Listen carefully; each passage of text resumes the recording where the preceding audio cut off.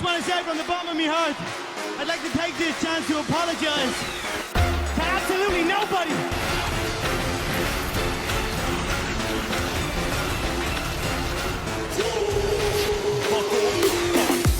Best of luck to the Rowdy Gentleman Fantasy Football Experience. Best of luck to the boys.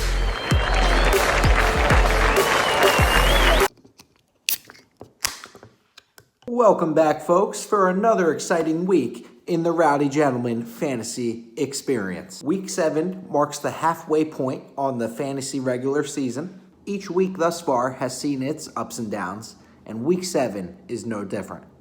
The North sees an unexpected clear-cut leader with Suckadicka at 6-1. The South also has a clear-cut leader with the Harborside Red Sauce also at 6-1. Letfeld Cook notches his first victory of the campaign and even jumps ahead of the Ace of Spades in the standings. And lastly, we've got a new update to the Snickers final standing projections. We've got a lot to see, so let's just dive right into it.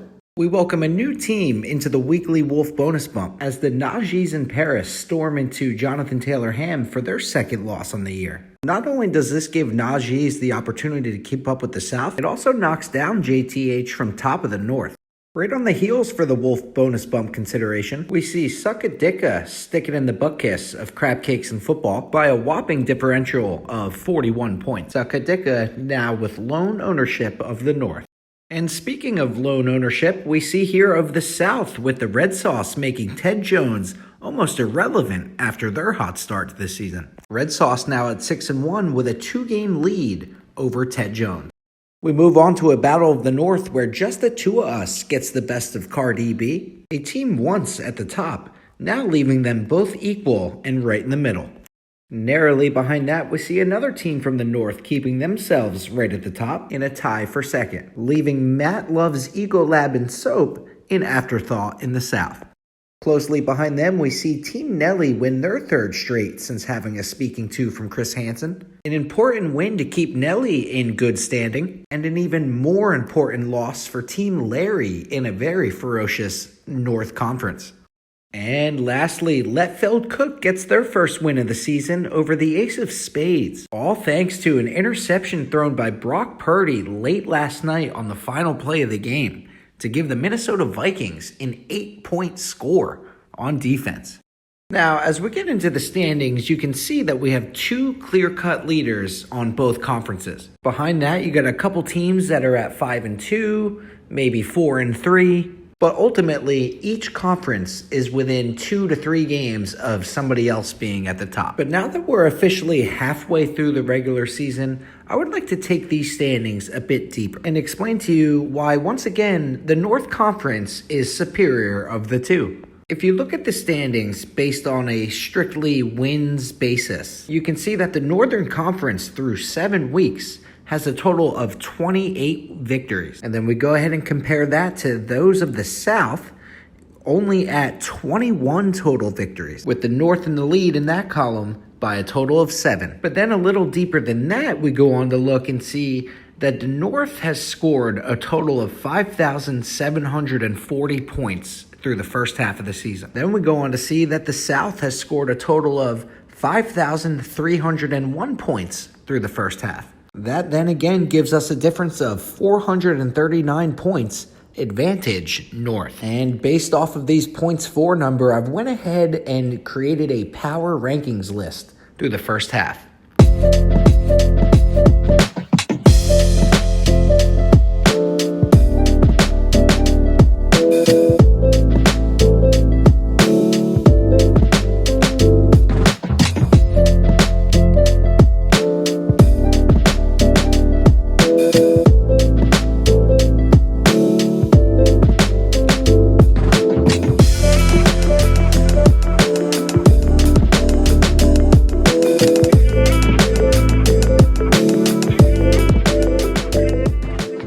So there we have it. That's our Week 7 update with our power rankings halfway through the season. If you don't like where you are on that list, remember, send your complaints to Sean Hardigan. And lastly, shout out to Crab Cakes and Football for being our Chris Hansen Have a Seat Award.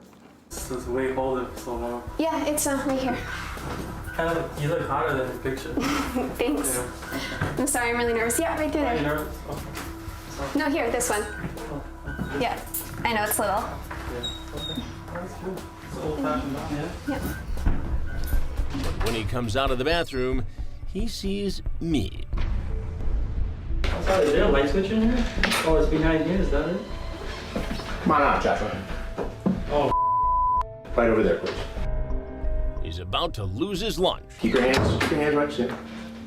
Sit. I know who you are. You know who I am?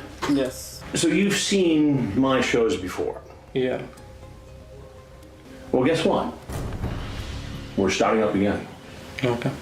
And you are among our first guests. Okay. What's your name? Joshua. Joshua. Joshua what? Cologne. Cologne. And how old are you? I'm 32. 32.